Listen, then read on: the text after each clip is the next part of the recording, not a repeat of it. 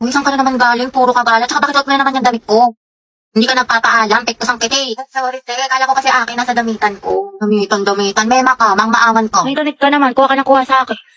Mahal, nakita mo ba yung sando ko? Yung parang may ribbon dito. Kanina ko pa hinahanap, hindi ko makita. Ewan ko. Nakabili ko lang nun tapos yung skirt ko na black. Nandyan lang yan.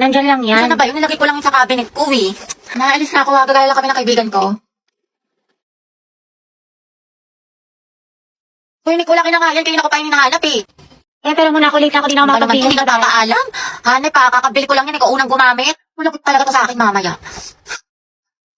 Lo, damit ko to skirt ko to tas bag ko to Ang galing. Eh, dumating na sila. Tingnan ko nga. Ala, ang ganda.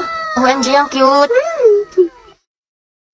Ako, Nicole, kilala ko yung mga ganyan mong tinginan. Ayoko. Ay, te, ang glowing mo today, ang fresh mo, blooming. Hindi mo ako mababola, ang hilig mo manghiram ng damit, di mo sinasabi. Siyempre, diba, sabi nga nila, that's what sisters are for. Huy! Bili ka na lang, Nicole, sa Lubito. High quality na, tapos mura lang. Sobrang lakas makasyalat yayamanin ng mga damit ng Lubito, pero affordable lang. Saka meron sila iba't ibang style ng mga damit, accessory, bag na for sure may magugustuhan ka. Perfect na perfect sa Lubito, kaya mag-check out ka na rin, Nicole. Hindi yung hiram ka ng hiram sa akin ng damit. Alam mo naman, te, wala akong pera, wala akong datong, wala akong anda, kaya manghiram na lang ako ng mga damit mo magaganda. Sus, ewan ko sa'yo. Bahala ka Sige dyan. na, te, please. You can search the video din sa Orange app para makapag-enjoy ka ng maraming discounts. Uy, Hati, ayos ka lang? Hati, okay lang ako. Uy, gaga, nilalagnat ka. Ang init-init mo, no, okay? Ito pa kasi pumasok, te. Gusto mo dalhin lang kita sa clinic? Dito sayang kasi yung perfect attendance ko. Tsaka, may may long quiz tayo ngayon. Gusto ko maging with honors. Bakla, anuhin pa ang with honors kung nategi ka na? Baka nga mauna ka pa matapos kaysa sa school year natin. Kaloka ka. Hi, te. Sama ka. Punta tayo Cloud9 tapos picture tayo sa Pinto Art Museum. Maganda dun, sis. Aesthetic. Bawal ako ngayon daw pwede. May trangkaso ako. May sakit ka na naman. Di ba kagagaling mo lang? Ate ko, kotang-kota ka na. Mukhang favorite ka ni Lord. Gusto ka na niya kuhain. Wag naman. Kumatok ka nga. Diyos ko ka. Gusto mo ikaw na mauna. Mga te, anyari kay Hetty. Ayan, may sakit na naman. Kung hindi lagnat, ubo, sipon, masakit ang tiyan. Parang isang titik na lang yan, lala ng immune system. Labi, ano, kaya pa? Sis, parang konti na lang luluwa na yung baga mo. Hetty, wala pang New Year pero grabe ang paputo. Pero mas malatong pa sa chicharon. Uy, Hetty, ang hina talaga ng resistensya mo. Every month lagi ka na lang may sakit. Sabi, ang init naman. Bawal ako mapawisan, te. Patutok nga ako ng electric fan. Ay, Diyos ko, ang init. Okay, 1, 2, 3, 4, 5, 6, 7. Hoy, te, magtali ka kaya? Lakay lang ba kasi kumulot? Diyos ko, Day, ako nahihirapan sa'yo. Kulang na lang magka-stay snack ka. Taray, bagong ribbon si Nicole. Nakagaling yan sa class funds natin o di kaya sa flood control project, kinurakot mo. Ay, pasabo. Pahawak ka, te. Uy, te, dahan-dahan lang nga ba ako kasi kumulit ka agad. Bakla ang OA mo. Hala, umuulan sa labas. Wala akong dalang payong. Bawal pa naman mabasa yung buhok ko ng 3 araw.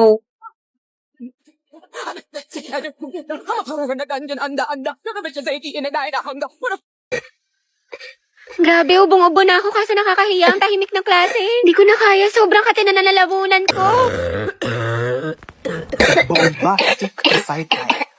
Criminal offensive sideline. Hetty, ang crunchy ng ubo mo ha, crispy. True, parang firework. Pumuputok-putok. Okay, class, the position for president is now open. Ay, tete, nominate mo ka as president. Go, mamay nominate Cheska as president. Uy, ano ba? Tanggalin nyo nga yan. Nakakainis kayo. Mami, hindi po. Ayoko nga, nakakairita kasi kayo eh. Ayoko nga maging president eh. Akala ko ba gusto mo maging pre? Kaya nga, sabog ka ba, te? Bakla, kunwari ka pa. Gusto mo naman. Class, sino sa secretary? Ay, ma'am, si Clarice, maganda sulat. Oo nga, napaka-artistic. I nominate Hetty as vice president. Ayoko maging officer, ma'am. Ayoko po. Pinagtitripa lang nila ako. Bibigyan niyo pa ako ng responsibilidad. Ma'am, hindi po. Hindi, wala. I-second demotion. I close the nomination. Who's in favor for Hetty? What if si Nicole treasurer? Huwag na, pang-re-reban niya lang yan, tapos pambili ng makeup. True, ibubulsa niya yung class fund. Si Pauline na lang, rich kid. Mama, I nominate Pauline for treasurer. I nominate Robbie as escort.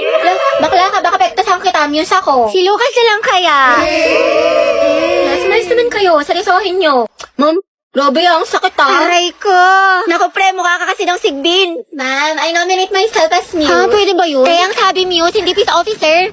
Guys, si Barbie na lang muse, tapos si Jack yung escort. Total, academic rivals naman sila.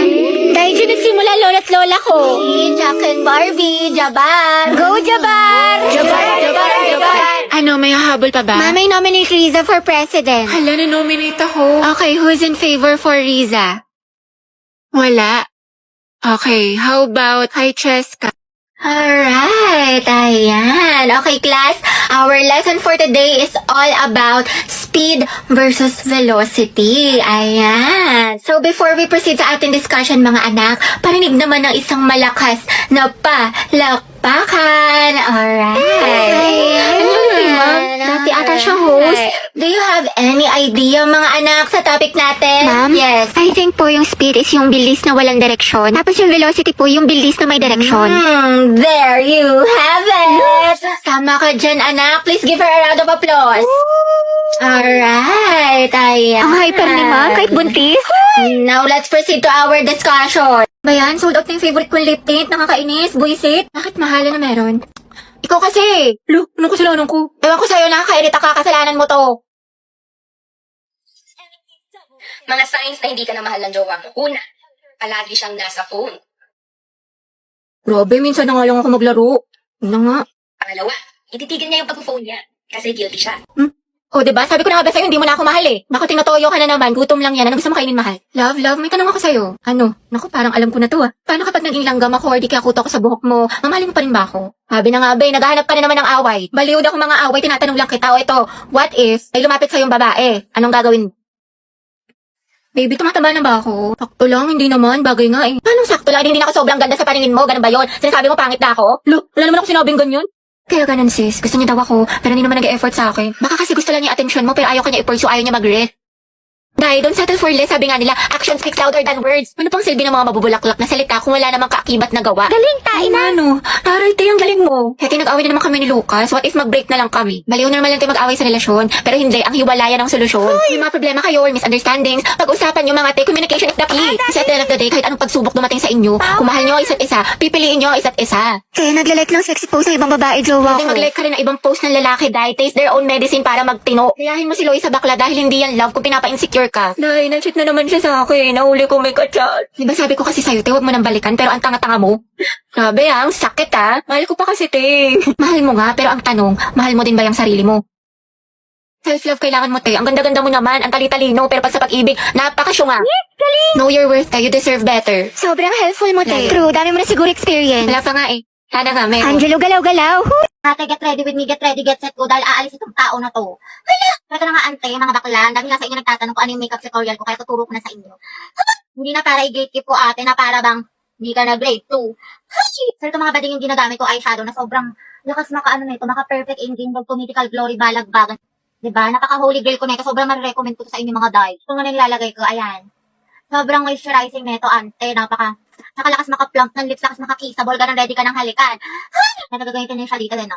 Yan lang sa loob ng mga bibig niyo para mukhang ano siya, gradient yung atake mo. Lakas na naka-ingim. Ganon. Pero mga ante, ang dami sa inyo nagtatanong saan ko binibili yung mga makeup ko. Sa Shopee Choice lang to kasi mura lang siya ganda pero mga high quality siya.